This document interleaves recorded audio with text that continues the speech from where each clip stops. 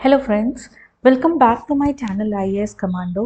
तो इस वीडियो में हम यूपीएससी प्रीलिम्स 2022 के साइंस एंड टेक के क्वेश्चंस देखेंगे एंड देखेंगे कि हम प्रीलिम्स 2023 के लिए साइंस एंड टेक के क्वेश्चंस कैसे अप्रोच कर सकते हैं। So let's begin. तो डायरेक्टली अपन क्वेश्चंस पे चलते हैं और वहाँ से देखेंगे कि कैसे साइंस एंड टेक के क्वेश्चंस को सॉल्व किया जा सकता है इन द एग्जामिनेशन। तो अभी के फर्स्ट क्वेश्चन है वेब 3.0 के बारे में। वेब 3.0 के बारे में क्या क्या बातें कही जा रही हैं उसे देखते हैं। बोल रहा है web 3.0 enables people to control their own data. Web 3.0 world जो है that will be based on blockchain, और जो सोशल नेटवर्क्स भी होंगे वो भी ब्लॉकचेन पे होंगे। And web 3.0 is operated by users collectively rather than by a corporation. तो अभी अगर वेब 3.0 के बारे में हमको थोड़ा भी पता है, तो बेसिकली जो इंटरनेट के वर्ल्ड में डिसेंट्रलाइजेशन की जो बात चल रही है, तो जब भी आप आर्टिकल्स पढ़ेंगे, और ये बात बहुत ही ज़्यादा जगह रिपीट हो रही है, तो अगर आपने थोड़ी भी प्रिपरेशन करंट अफेयर्स की न्यूज़पेपर और उससे कर रखी होगी तो ये क्वेश्चन सॉल्व करने में बिल्कुल भी दिक्कत नहीं जाएगी, क्योंकि अब तक आपको वेब 1.0, वेब 2.0 और वेब 3.0 के क्या क्या फीचर्स है वो खुद ही पता चल जाएगा। तो इसमें ऐसा नहीं कि कोई बहुत छुपा हुआ क्वेश्चन था, ये क्वेश्चन बहुत ही डायरेक्ट था, ये डे टू डे डिस्कशन से क्वेश्चन आया था। इवन हिंदी न्यूज़पेपर्स में जहाँ पे बहुत ज़्यादा साइंस एंड टेक नहीं कवर किया जाता है, वहाँ पे भी अगर आप देखेंगे दैनिक भास्कर है उसमें भी कवर किए जा रहे हैं ये सारे टॉपिक्स। ओके, तो ये काफ़ी कॉमन टॉपिक हो गया। तो web 3.0 enables people to control their own data. तो ठीक है, ये बात बिल्कुल सही है, बिकॉज क्या है कि जो डेटा कोलोनियलिज्म चल रहा है बहुत सारे बिग टेक्स की वजह से, तो उसके बारे में डिस्कशन चल रहा है कि they are owning our data. And वहाँ से they are actually in a power of controlling us. तो इस बारे में बहुत सारे डिस्कशंस चल रहे हैं।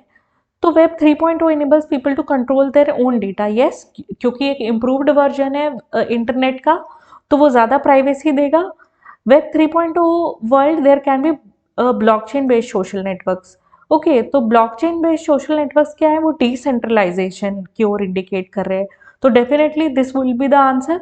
And web 3.0 is operated by users collectively rather than a corporation. तो ये डिस्कशन तो चल ही रहा है, तो हमारा आंसर 1, 2 एंड 3 हो जाता है। Okay, all right. तो अब इसमें देख लेंगे कि जब भी हम वेब 2.0 की बात करते थे तो वो पार्टिसिपेटिव था, यानी कि जैसे वेब 1.0 की बात करें तो वेबसाइट्स होती थी, उन पे कंटेंट अपलोड होता था, तो वो जो वेबसाइट्स रहती थी उन पे बहुत ज़्यादा यूज़र्स जा करके नहीं कुछ कर पा रहे थे। It was not a user generated one. जब हम वेब 1.0 की बात कर रहे हैं, वेब 2.0 की बात कर रहे हैं, तो बहुत ज़्यादा पार्टिसिपेटरी कल्चर बढ़ गया, आपका फेसबुक हो गया, सोशल मीडिया हो गया। And for most of the people in the world websites नहीं, सोशल मीडिया ही इंटरनेट है। तो जो भी आर्टिकल्स हैं किसी अथॉरिटेटिव वेबसाइट से भी, वो भी वहीं से पढ़े जा रहे हैं, because their links are being shared on social media, है ना। तो वेब 2.0 पार्टिसिपेटरी हो गया है ना। And this term was coined by Darcy DiNucci. अब अगर हमको बहुत शॉर्ट में वेब 1.0, 2.0 और 3.0 के बारे में याद रखना है, तो आप इस तरीके से याद रख सकते हैं कि web 1.0 is the read only web, web 2.0 is participative social web, and web 3.0 is read write execute, है ना। यानी एग्जीक्यूशन का भी पावर जो है वो आपके उसमें है। So your privacy, what amount of data, meta data that will be shared to other people, that is also in the hands of a user collective. And यहाँ पे यूजर का डिस्क्रिप्शन बढ़ाने की कोशिश की जा रही है, बिकॉज किसी का पर्सनल डेटा, उसकी पर्सनल एक्टिविटी, तो कौन जाने कितना जाने, that should be in the hands of a person जो वो डेटा जनरेट कर रहा है, not on the in the hands of some big corporations, जिनके ऊपर गवर्नमेंट की भी कोई अथॉरिटी नहीं है कि how they are handling this data. हालांकि बहुत सारी ऐसी पॉलिसीज बन चुकी हैं, यूरोप में भी अगर आप देखें तो बहुत सारी ऐसी पॉलिसीज बन गई हैं। तो and this was also in the news. तो ये सब चीज़ें हैं, तो we will discuss about them, okay, in the coming videos. So this is how we solve this question. Let's move on to the next question. Next question किस बारे में है, Which one of the following statement best reflects the idea behind fractional orbital bombardment system often talked about in the media? Okay, तो अक्टूबर November 2021 के आसपास, तो your prelims was in 2022 and October November 2021 के आसपास बड़ा बज मच गया था ये सिस्टम को लेकर के, फ्रैक्शनल ऑर्बिटल बॉम्बार्डमेंट सिस्टम। तो ये चाइना ने टेस्ट किया हुआ था। तो इसमें हो क्या रहा है कि कोई भी सिविलियन जो लॉन्च व्हीकल है, यानी कि that launch vehicle is not meant for purpose of delivering weapons और वॉरहेड्स, वो सिविलियन लॉन्च व्हीकल है, तो उसके थ्रू एक जो वेपन्स हैं वो जाएंगे ऑर्बिट तक, ऑर्बिट से ग्लाइड टाइप का व्हीकल छोड़ा जाएगा एंड लो अर्थ ऑर्बिट से। तो उस लोअर ऑर्बिट से जब ग्लाइड टाइप का व्हीकल छोड़ा जाएगा तो देन वो अपने टारगेट पे बॉम्बार्डमेंट कर सकेगा। तो अभी आप देखिए ये फ्रैक्शनल ऑर्बिटल बॉम्बार्डमेंट सिस्टम कितना खतरनाक है, क्योंकि whenever you are talking about missiles, तो मिसाइल्स में क्या हो रहा है कि उसकी एक रेंज होती है ना।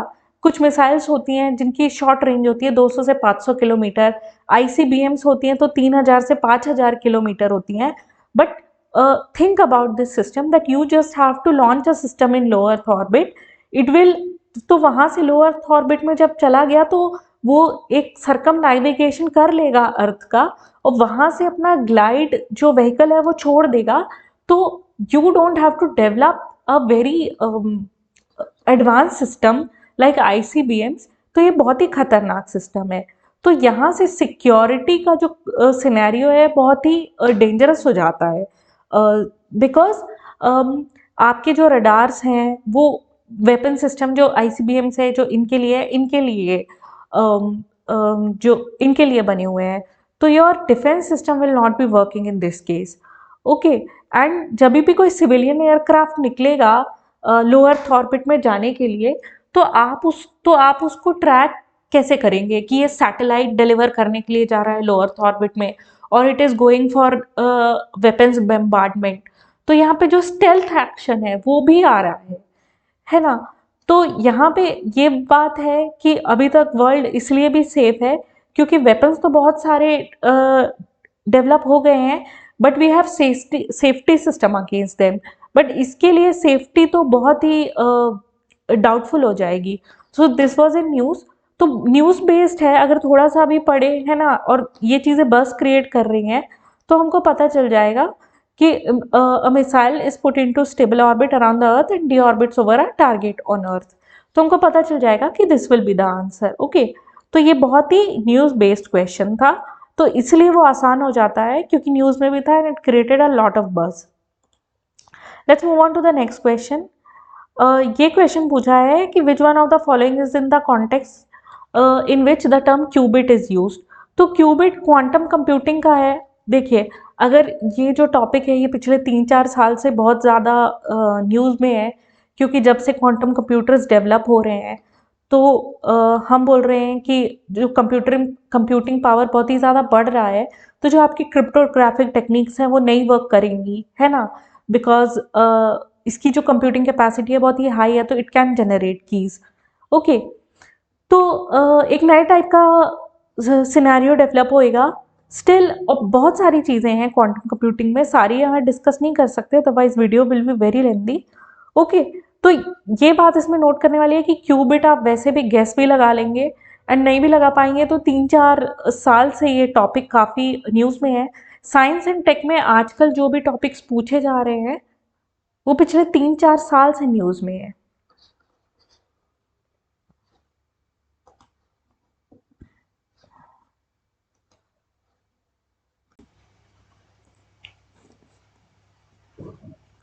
सो let's move on to the next question. तो इस क्वेश्चन में short range devices and technologies के बारे में पूछा जा रहा है। तो short range devices and technologies से रिलेटेड या कम्युनिकेशन टेक्नोलॉजीज से जो रिलेटेड है, एक क्वेश्चन 2015 में आया था जिसमें नियर फील्ड कम्युनिकेशन के बारे में पूछा था और उसकी प्रॉपर्टीज के बारे में पूछा था कि वो लाइन ऑफ साइट है कि क्या है। एंड एक क्वेश्चन ये आया हुआ है, बीच में भी 1-2 क्वेश्चन आ चुके हैं। तो कम्युनिकेशन के इस एरिया से क्वेश्चन पूछे जा रहे हैं, ये काफी प्रैक्टिकल क्वेश्चन है कि आपको पता है कि शॉर्ट रेंज डिवाइसेस टेक्नोलॉजीज इनमें से कौन सी है? तो ये बहुत ही जनरल क्वेश्चन है, तो वो जनरल स्टडीज के नेचर का क्वेश्चन है, तो इससे बिल्कुल भी घबराइए मत। तो अगर हम देखें RFID, तो यस, अगर दिल्ली में मेट्रो यूज किया हुआ है तो हमने टोकन्स और कार्ड्स देखे हुए हैं, तो that is based on RFID technology. Wireless local area network definitely short range device technologies में आता है। CCTV भी आता है, आपके घर के जो ऑटोमेटिक गेट्स हैं और एनी अदर सिस्टम जो कि रिमोटली ऑपरेट हो रहा है ना। फॉर एग्जाम्पल इंफ्रारेड से जो हमारे टीवी के रिमोट से ऑपरेट होते हैं, तो these are also short range devices. Okay, तो देख लेते हैं कि बेसिकली शॉर्ट रेंज डिवाइसेस की जो डेफिनेशन है वो क्या होती है। ओके, तो शॉर्ट रेंज डिवाइसेस या रेडियो डिवाइसेस जो हैं, These offer a low risk of interference with other radio devices. क्यों? क्योंकि इनमें ट्रांसमिटेड पावर बहुत ही कम होगा, तो इनकी रेंज बहुत ही लो होगी, तो किसी और ऑपरेटिंग डिवाइसेस से इनकी जो वो फ्रीक्वेंसी है वो इंटरफियर कर जाए, इसके चांसेस कम है। एंड डेफिनेटली फ्रीक्वेंसी थोड़ी अलग अलग भी रखी जाती है फॉर वेरियस डिवाइसेस, तो इसलिए इंटरफेरेंस का वो कम है। बट अगर आप देखें, if you are using bluetooth and wifi साथ में, तो कभी कभी इंटरफेरेंस होता है। The definition of short range devices हम बहुत सारे वायरलेस इक्विपमेंट के साथ दे सकते हैं। अभी देख लेते हैं ये सारे वायरलेस इक्विपमेंट कौन कौन से हैं। तो देखिए, door and gate openers, alarms and movement detectors, है ना, CCTVs, इंडस्ट्रियल कंट्रोल में भी ये सब यूज होता है, local area networks, medical implants में यूज होता है। तो आई थिंक जो बाइडेन एक समय वाइस प्रेसिडेंट थे in the at the time of Obama, तो उस समय जो बाइडन ने ये बात कही थी कि hackers are trying to hack his pacemaker, तो टू सेबोटाज हिज गवर्नमेंट, है ना, to attack him and to sabotage his government. ऐसा जो बाइडन ने कहा था आई थिंक 2012 या 2013 में। तो यहाँ से क्या पता चलता है कि मेडिकल इम्प्लांट्स में भी ऐसी चीजें यूज होती हैं। अदरवाइज अगर नेटवर्क से कोई कनेक्शन नहीं है तो जो बाइडन ऐसी बात क्यों बोलेंगे? And also not talking about his claims कि वो सही बोल रहे थे या नहीं और पॉलिटिक्स कर रहे थे। Let's move on further. Metering devices में भी यूज होता है, remote control, RFID, road transport telematics, telemetry, सभी में यूज होता है ये। ओके, तो अभी हमें पता चल गया कि शॉर्ट रेंज डिवाइसेस कौन कौन सी है। So let's move on to the next question. अभी ये बात कर रहे हैं बायोफिल्म्स के बारे में इस क्वेश्चन की। तो देखिए, अगर हम बायोफिल्म्स का बहुत ही बेसिक कॉन्सेप्ट समझ रहे हैं, तो बायोफिल्म्स क्या है कि बैक्टीरियाज ने अपनी कॉलोनी बसा ली है। तो बैक्टीरिया अपनी कॉलोनी कहाँ बसा सकते हैं? कहीं भी बसा सकते हैं ना। Bio organisms, micro bio organisms अपनी कॉलोनी कहाँ बसा सकते हैं? कहाँ, कहीं भी बसा सकते हैं, बस उन्हें एक सरफेस चाहिए। तो मेडिकल इम्प्लांट्स पे बसा सकते हैं, yes definitely. On your food and food processing surfaces, yes definitely. इसलिए जार्स एंड जो भी फूड प्रोसेसिंग डिवाइसेस है, आपका जो डो मेकर है, उन सबको बहुत ही अच्छे से क्लीन करके रखना चाहिए। And biofilms can exhibit antibiotic resistance, definitely, because वो एक्सपोज्ड रहेंगे to various chemicals for a long time, तो वो किसी ना तरह का रेसिस्टेंस डेवलप कर ही लेंगे। तो यहाँ से हमारा 1, 2 एंड 3 करेक्ट आंसर आ जाता है। तो यहाँ पे बस बायोफिल्म क्या है बस ये जानने की जरूरत है, तो हमें ये सब पता चल जाता है। अभी 1, 2 एंड 3 इस जब भी साइंस के क्वेश्चंस आते हैं तो बोलते हैं कि आप डी लगा दीजिए, हमेशा ऐसा नहीं है। डेफिनेटली हम देखेंगे कि लॉजिकल स्टेटमेंट है या नहीं, और उसी हिसाब से लगाएंगे कि whether the answer is true और not. Okay, so let's move on to the next question. This question was easy, I think. Let's move on to the next question.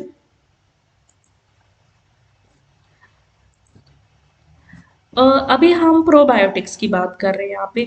तो प्रोबायोटिक्स क्या है? तो प्रोबायोटिक्स ऐसे बैक्टीरिया और east हैं जो आपके माइक्रोबायोम का पार्ट हैं और जो आपको हेल्प कर रहे हैं टू डाइजेस्ट फूड, है ना। तो ये आपके लिए बेनिफिशियल बैक्टीरिया है, that's why they are called probiotic. तो इनका जो बहुत ही इंपॉर्टेंट प्रॉपर्टी क्या है कि these are part of your body's microbiome, है ना। अभी माइक्रोबायोम की बात करें तो किसी की बॉडी के माइक्रोबायोम का मतलब क्या? तो ऐसे ऑर्गेनिजम्स और बैक्टीरिया जो आपकी बॉडी में रह रहे हैं। तो because you are very different from any other person, तो आपके माइक्रोबायोम में कौन से बैक्टीरिया हैं, कितने हैं, तो that is very personal to you, है ना? तो प्रोबायोटिक्स इस कॉन्टेक्स्ट में बात कर रहे हैं। तो organisms in probiotics are found in food we ingest but they do not naturally occur in our gut. तो ये टू रॉन्ग हो जाता है। तो जब ये टू रॉन्ग हो जाता है तो हमारा बी एंड डी तो वैसे ही एलिमिनेट हो जाता है। हम लास्ट वाला स्टेटमेंट देख लेते हैं because first is correct that it is made of both bacteria and east, and third is probiotics health and digestion of milk sugar. Yes, क्योंकि लैक्टोबैसिलस या लैक्टोबैसिलाई हम देखें तो it is one of the important organisms which help in digestion of जो milk में lactose रहता है, milk sugar. तो डेफिनेटली तो ये हमारा 1 in 3 करेक्ट हो जाता है, सी। तो I think this question was also not on the tougher and, ये भी आसानी से सॉल्व किया जा सकता था। तो ये मार्क्स बहुत अच्छे हैं जो आसानी से मिल रहे हैं इफ वी आर रीडिंग, क्योंकि इसमें मेमोराइजिंग का बहुत ज्यादा कुछ नहीं है। अगर हम हिस्ट्री के क्वेश्चंस देखें तो बहुत ज्यादा मेमोराइज करना पड़ेगा, कंफ्यूजन होगा एग्जाम में, पर यहाँ नहीं होगा once we have read the concepts. Okay, so let's move on to the next question. Next question किस बारे में है? It is about in the context of vaccine. तो ये कह रहे हैं कि serum institute of India produce covid vaccine name Covishield using mRNA platform. तो कोविशील्ड जो है तो वो mRNA प्लेटफॉर्म पे नहीं बनी हुई है। Sputnik 5 is manufactured using vector based platform. तो ये रशियन वैक्सीन है स्पुतनिक 5, है ना? एंड इट इज ये एडिनो वायरस जो है उसको वेक्टर के जैसे हम यूज कर रहे हैं ताकि हमारी बॉडी में एडिनो वायरस जा करके, मतलब हमारी बॉडी में जाएगा तो एडिनो वायरस, लेकिन वो रिस्पॉन्स किसके खिलाफ इंड्यूस करेगा? कोरोना वायरस के खिलाफ। And Covaxin is an inactivated pathogen based vaccine. तो ये करेक्ट है, भारत बायोटेक्निक बनाई है। Covaxin is an inactivated pathogen based vaccine. तो हमारा 2 and 3 करेक्ट हो जाता है बिकॉज 1 इज रॉन्ग, तो हमारा बी आंसर हो जाता है। अभी वैक्सीन के बारे में थोड़ा कुछ देख लेते हैं। तो वैक्सीन को देखें तो वैक्सीन जो है हमारी वो बहुत सारी टाइप की होती है। तो बेसिकली वैक्सीनेशन का मतलब क्या है कि हम कुछ ना कुछ ऐसा बॉडी में डाल रहे हैं जिसकी वजह से एक पर्टिकुलर वायरस या पर्टिकुलर बैक्टीरिया के अगेंस्ट हमारी इम्यूनिटी डेवलप हो रही है। तो इस तरीके से वैक्सीन कई सारे टाइप की हो सकती हैं। इनएक्टिवेटेड वैक्सीन होती हैं, लाइव एटेन्यूएटेड वैक्सीन होती हैं, mRNA वैक्सीन होती हैं, और sub unit recombinant polysaccharide conjugate vaccine होती है। तो ये सारी सब यूनिट वैक्सीन के अंदर आती हैं। टॉक्सोइड वैक्सीन हो सकती हैं एंड वायरल वेक्टर वैक्सीन हो सकती हैं। तो एक एक करके देखेंगे कि इन सब के बीच में डिफरेंस क्या है। तो लाइव वैक्सीन जो है वो जर्म जो भी डिसीज कॉज कर रहे हैं उन जर्म्स का एक वीकेंड या एटेन्यूएटेड फॉर्म यूज करेंगी। तो जैसे कि पोलियो वायरस की एटेन्यूएटेड वैक्सीन आ रही थी, है ना? तो उसमें क्या था कि मरा हुआ पोलियो वायरस नहीं डाल रहे थे बॉडी में, हमें वीकेंड पोलियो वायरस डाल रहे थे। तो कई बच्चों को क्या हो रहा था, उस वीकेंड पोलियो वायरस के कारण उनको वैक्सीन इंड्यूस्ड पोलियो हो रहा था, जिसके कारण उनको पैरालिसिस या उनकी डेथ हो रही थी। तो ये एक दिक्कत थी, है ना? तो ये होती है हमारी वीकेंड फॉर्म या एटेन्यूएटेड फॉर्म जिसमें, है ना? पर जिसकी इम्यूनिटी जिसकी इम्यूनिटी थोड़ी भी वीक है तो उसको इससे तकलीफ होने की डाउट होती है। बट दीज थिंग्स इनको बिल्कुल भी श्योरिटी के साथ नहीं कहा जा सकता। अगेन वैक्सीन के बारे में थोड़ा बहुत भी बोलना बहुत दिक्कत की बात है बिकॉज देन लोग वैक्सीन लगवाने से मना कर देते हैं फॉर वेरियस रीजंस। ओके, तो जो साइंटिफिकली प्रूवन नहीं है उसको नहीं बोला जा सकता। अगेन इनएक्टिवेटेड वैक्सीन जो हैं वो क्या यूज करती हैं? वो killed version of the germ use करती हैं, है ना? तो inactivated vaccine killed polio virus से बनेंगी, किल्ड कोरोना वायरस से बनेंगी। तो inactivated vaccine usually don't provide immunity protection that are as strong as live vaccine. Okay, तो नेचुरल सी बात है कि एक लाइव वायरस जा रहा है उसको डिटेक्ट करना ज्यादा आसान होगा because the bodies immune system will react very rapidly, है ना? ताकि that germ does not multiplies, but inactivated vaccines से ऐसा नहीं है। But then live vaccines can do some harm and inactivated vaccine में ये harm थोड़ा कम हो जाता है। तो efficacy पे डिपेंड करता है कि किस वैक्सीन की कितनी एफिकेसी है। जैसे कि स्पुतनिक जो वैक्सीन है बोला जा रहा था कि उसकी एफिकेसी 90% तक है। Alright, so let's move on to the next vaccine. अभी क्या है, अ, हम एमआरएनए या डीएनए वैक्सीन्स की बात करेंगे। तो यहाँ पे क्या है कि entire body of germ is not injected through vaccines. यहाँ पे डीएनए आरएनए वैक्सीन्स क्या कर रही हैं, they use a part of virus के genes to stimulate an immune response, है ना। तो एक्चुअली क्या है कि कोई भी जो ऑर्गेनिजम्स होगा उसका कोई पर्टिकुलर पार्ट ही होगा जो रैपिडली रिएक्ट करेगा बॉडी में। तो वैसे जीन्स को आइसोलेट करके एंड देन उसको यूज कर रहे हैं एक इम्यून रिस्पॉन्स स्टिमुलेट करने के लिए, ठीक है। तो अब इस केस में क्या है, एमआरएनए वैक्सीन्स में क्या है कि यहाँ पे जेनेटिक इंस्ट्रक्शंस दिए जा रहे हैं वैक्सीन्स के थ्रू होस्ट सेल्स को कि वो एंटीजेंस बनाए, है ना। तो यहाँ पे वायरस की एंटायर बॉडी नहीं यूज कर रहे हैं। तो यहाँ पे क्या है कि किसी को वैक्सीन इंड्यूस्ड कोई डिसीज लग जाए, इसकी डिफिकल्टी कम है। अभी इन वैक्सीन्स का एक और फायदा है कि these can be stored at room temperature. तो अगर इनएक्टिवेटेड और खास करके लाइव एटेन्यूएटेड जो वैक्सीन्स है इनको रूम टेम्परेचर पे नहीं स्टोर किया जाए, तो मतलब इनको अगर बहुत ही कोल्ड टेम्परेचर पे नहीं स्टोर किया जाए तो ये फिर यूज के लायक नहीं रह जाते, दे बिकम अनयूजेबल, है ना। तो mRNA vaccine, because storage is a problem in case of vaccine, क्योंकि लास्ट माइल जब तक आपको डिलीवरी करनी है वैक्सीनेशन सेंटर्स तक तब तक आपको उसको बहुत ही कोल्ड टेम्परेचर पे रखना पड़ेगा। बट देन mRNA वैक्सीन के साथ ये दिक्कत एलिमिनेट होती है, ओके। एंड आरएनए वैक्सीन जो है वो पैथोजन पार्टिकल से नहीं बनी होती हैं, तो ये नॉन इन्फेक्शियस होती हैं, है ना। एंड आरएनए वैक्सीन जो है और जैसे ही मतलब प्रोटीन अगर आपका बन जाता है, यानी कि आरएनए गया, मैसेंजर आरएनए, उसने आपकी बॉडी को बोला कि ये प्रोटीन बनाओ, ये एंटीजन बनाओ, बिकॉज ऐसा पैंडेमिक फैला हुआ है। तो उसका काम हो गया, वो डिग्रेड हो जाएगा, प्रोटीन बन जाएगा, आपकी इम्यूनिटी बिल्ड हो जाएगी। अभी बोल रहे हैं कि इम्यूनिटी जो mRNA वैक्सीन से बनेगी वो स्ट्रॉन्गर टाइप की होगी compare to traditional vaccine and are well tolerated by healthy individual with few side effects, है ना।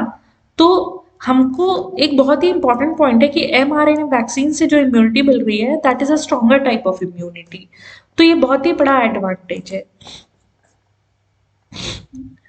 And next, vaccines can be produce more rapidly in laboratory, है ना। तो अभी अगर आपको 2021 का समय याद हो, तो बिकॉज जो कि रॉ मटेरियल यूज हो रहे थे वैक्सीन्स बनाने के लिए, तो अमेरिका वाज होल्डिंग दैट, है ना। तो उसके लिए डिफिकल्टी हो रही थी, तो यहाँ पे उतना नहीं लग रहा है, तो vaccines can be produce more rapidly in the laboratory, okay. अभी देखें तो सब यूनिट वैक्सीन्स भी जो हैं they will only include specific components originating from a disease causing bacteria, parasite और viruses, ठीक है ना। तो these component otherwise are known as highly purified proteins और synthetic peptides। तो सब यूनिट वैक्सीन भी वो हैं जो कि वायरस के या बैक्टीरिया के या किसी भी पैथोजन के एक स्पेसिफिक पार्ट को यूज करके बनाई गई हैं। They are not injecting the whole virus into your system, so again they are a safer bet. लेकिन यहाँ पे क्या है कि जो भी एंटीजन बनेगा तो वो जो भी पैथोजन का मॉलिक्यूलर पैटर्न है वैसा नहीं होता। तो इम्यूनिटी जो इस वैक्सीन से डेवलप होती है वो उतनी जल्दी और उतनी अच्छी नहीं डेवलप होती है, बिकॉज क्या है कि एक बहुत ही स्मॉल यूनिट से ये बोल रहे हैं कि पैथोजन एसोसिएटेड मॉलिक्यूलर पैटर्न नहीं डिटरमाइन हो रहा है बॉडी में। तो body is not getting the entire message कि ये इम्यूनिटी आप प्रोड्यूस करिए ही करिए, okay. So let's move on. तो यही है वीकनेस भी है सब यूनिट वैक्सीन की कि पोटेंशियल डीनेचुरेशन ऑफ एंटीजेंस हो जाता है which can subsequently cause the protein to bind to different antibodies.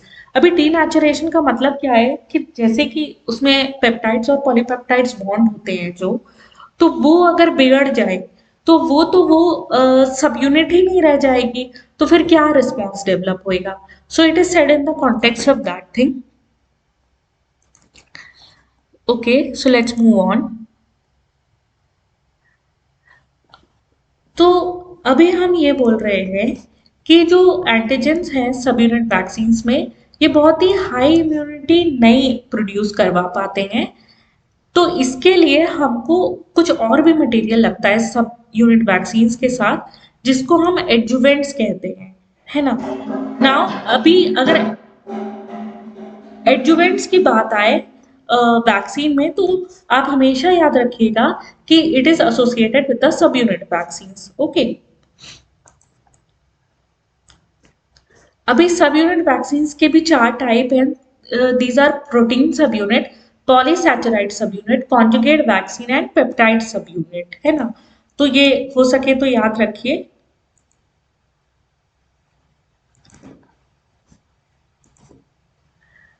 And अगर सब यूनिट रिकॉम्बिनेंट और पॉलीसैचराइड और कॉन्जुगेट वैक्सीन की बात की जाए, तो क्या ये है यूज में अभी? तो हाँ है। हमारा जो haemophilus influenza type B vaccine है, वो भी एक सब यूनिट वैक्सीन है। Hepatitis B, HPV, whooping cough, pneumococcal disease, meningococcal disease, shingles, ये सब की जो वैक्सीन है ये सब यूनिट वैक्सीन है। ओके, अभी अगर हम देखें तो सेरम इंस्टीट्यूट ऑफ इंडिया ने जो कोविशील्ड बनाई थी, वो एडिनो वायरस के ऊपर बनाई थी। चिंपैंजी से जो एडिनो वायरस आइसोलेट किया गया था उसके ऊपर बनाई थी, है ना। तो वो डेफिनेटली mRNA वैक्सीन तो नहीं थी। जो टॉक्साइड वैक्सीन होती हैं वो अ, जो भी आपका पैथोजन है जो एक टॉक्सिन प्रोड्यूस कर रहा है उसको लेकर के बनाई जाती हैं। तो they create immunity to the parts of germs but not the germ itself, है ना। तो इस बात को हम याद रखेंगे कि टॉक्साइड वैक्सीन क्या होती हैं। Okay, let's move on. Vector based vaccine में क्या होता है कि जैसे हम कोई भी ऐसा वायरस ले रहे हैं which is not so lethal, but उसी से हम वो मैसेज डिलीवर कर रहे हैं जिसके थ्रू हमारी कोरोना वायरस के लिए इम्यूनिटी बच जाए। तो एडिनो वायरस जो है वो यूज किया हुआ था स्पटनिक वैक्सीन में फॉर इम्यून रिस्पॉन्स। ओके, तो ये हमारी वैक्सीन के बारे में बहुत ही शॉर्ट में डिस्कशन करने की कोशिश करी हुई है।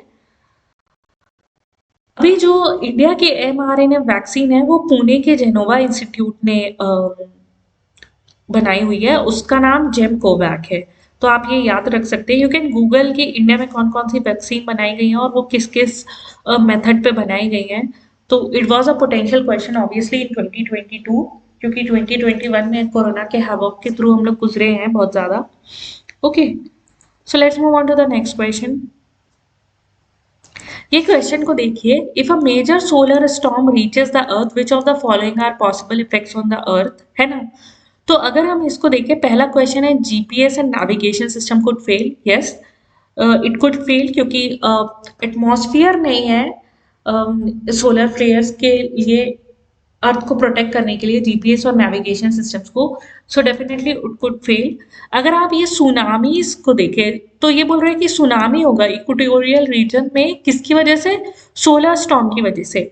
तो it appears to be completely illogical, because हमको पता है कि सुनामी जो है it is a kind of seismic phenomena. Earthquake की वजह से जब प्लेट टेक्टोनिक्स डिस्टर्ब होंगे तो huge wave of water will be thrown and फिर उसके थ्रू सुनामी आएगा टू योर कोस्टल एरियाज। तो ये तो बिल्कुल ही गलत है। नाउ यू कैन सी सभी ऑप्शंस में टू टू टू है, बस एक ऑप्शन में नहीं है, सी में नहीं है। तो हमको यहीं पे हमारा आंसर मिल जाता है कि सी वुड बी द आंसर। आगे जाने की जरूरत नहीं है, but still you can read it. Power grids could be damage, yes, क्योंकि एक ये मैग्नेटिक फिनोमिना है, एक तरीके का जियोमैग्नेटिक स्टॉर्म है। तो yes, power grid could be damage. Intense auroras could occur over much of the earth, yes. Forest fires लगेंगी नहीं, फॉरेस्ट फायर्स का इससे कोई लेना देना नहीं है। Orbits of the satellite could be disturb, yes. Short wave radio communication of aircraft flying over the polar region can be interrupted, yes. तो अब हमको यहाँ पे मिल जाता है 2 3 5 6 7, सॉरी 1 3 4 6 7, 5 तो नहीं आएगा, है ना। तो C is our answer. Let's move on to the next question. अब आप एनएफटीज के बारे में देखिए। देखिए ये सारा ही क्वेश्चन करंट अफेयर्स से आ रहा है साइंस का। एनएफटी का बहुत ही क्रेज चला था तब, अब तो काफी डाउन है। तो दे enabled a digital representation of physical assets, yes। NFT Taj Mahal की भी बना लीजिए, क्या दिक्कत है, but you won't be able to sell it। They are unique cryptographic tokens that exist on a blockchain, yes। NFT is a blockchain based technology, हमें पता है। They can be traded or exchanged at equivalency। तो देखिए non fungible जब word use किया हुआ है कि there can be no two copies which are completely same, तो इक्विवेलेंसी से तो वो उसको ट्रेड या एक्सचेंज नहीं किया जा सकता। तो ये वाला जो स्टेटमेंट है दैट इज डेफिनेटली रॉन्ग। इन तीनों में 3 है, दैट इज रॉन्ग। तो हमारा 1 and 2 आंसर हो जाता है। तो आई थिंक साइंस के questions are one of the easiest question in the paper of 2022, है ना। तो information about NFT can be, इतने में हमारा क्वेश्चन हो जाएगा अगर हमें इतना ही हमने पढ़ लिया हो। सभी करंट अफेयर्स की बुकलेट में था कि NFT are unique cryptographic tokens that exist on a blockchain. They can represent digital और real world items and tokenising the real world tangible assets, है ना। एंड नॉन फंजिबल है तो यूनिक है ना। तो इक्विवेलेंसी से नहीं ट्रेड होएगा। Okay, so let's move on to the next question. अभी देखिए which one of the following statement best describe the role of B and T cells in the human body. तो अगर आप न्यूज़पेपर पढ़ रहे होंगे स्पेशली इंडियन एक्सप्रेस, तो when the corona was at its peak, तो न्यूज़पेपर में B and T cells के बारे में तो रोज कुछ ना कुछ आर्टिकल में रहता ही रहता था। तो हमें वहां से क्या पता चला कि जो बी और टी सेल्स हैं ये क्या है, these are the white blood cells of the immune systems, है ना। तो बी सेल्स जो है वो एंटीजन को प्रोड्यूस करने में काम करते हैं और टी सेल्स उनकी मदद करते हैं। सिंपल सी चीज थी। तो they can not be immunosuppressants, जैसे कि सी में दिया है। वो बॉडी का पेन और इन्फ्लेमेशन एलिवेट नहीं करेंगे, क्योंकि आपको पता है जब भी आपके WBCs बनते हैं तो आपकी बॉडी में पेन और इन्फ्लेमेशन, इवन फीवर होता है। And they protect the body from environmental allergens. तो इसका तो अभी एलर्जन का सेंस नहीं बन रहा।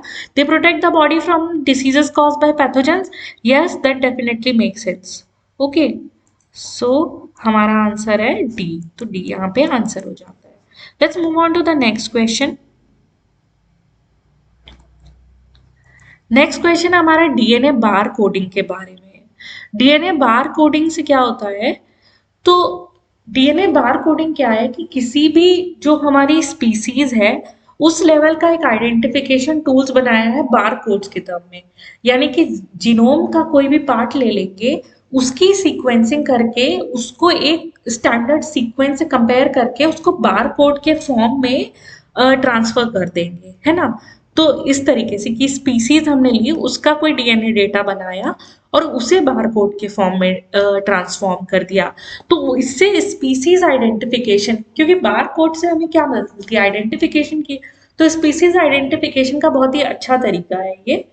तो दिस इज द थिंग। तो इसमें हम स्टेटमेंट अब देखते हैं। आइडेंटिफाई अनडिजायरेबल एनिमल और plants material in a process food, yes this is correct, है ना।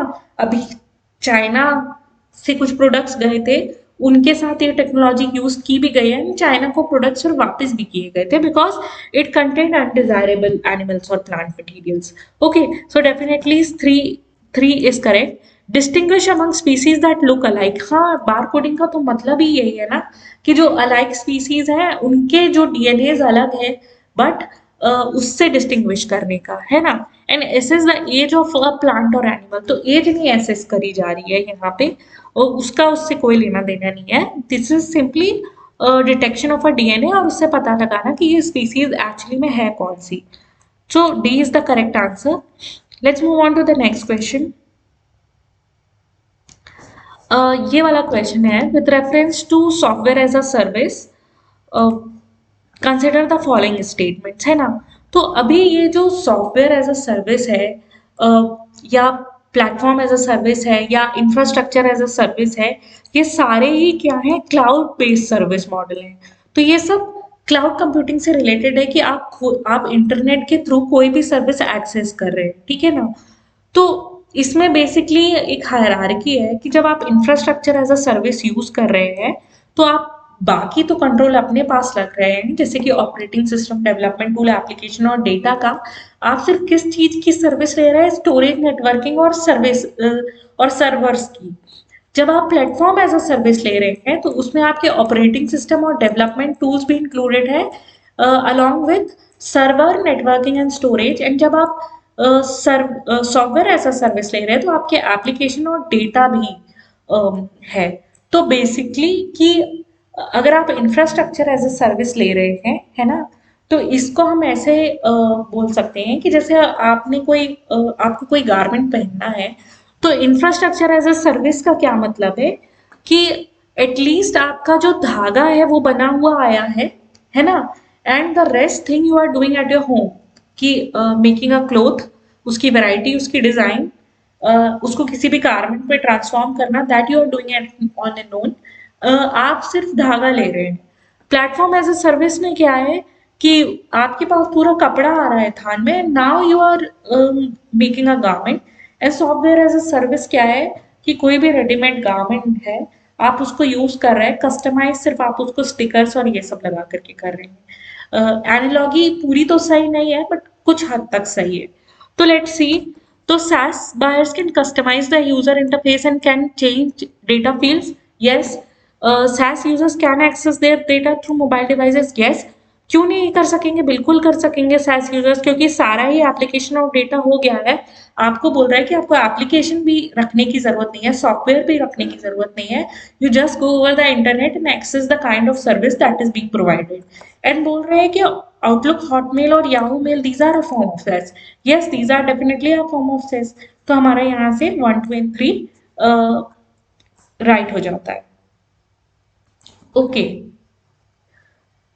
सो यहाँ पे आई वुड लाइक टू से कि जो भी हमने डिस्कशन किए हैं, ये जो भी टॉपिक है उसका जो जनरल साइंस है वो डिस्कशन कर रहे हैं। हम बहुत ज़्यादा टेक्निकलिटीज में नहीं जा रहे।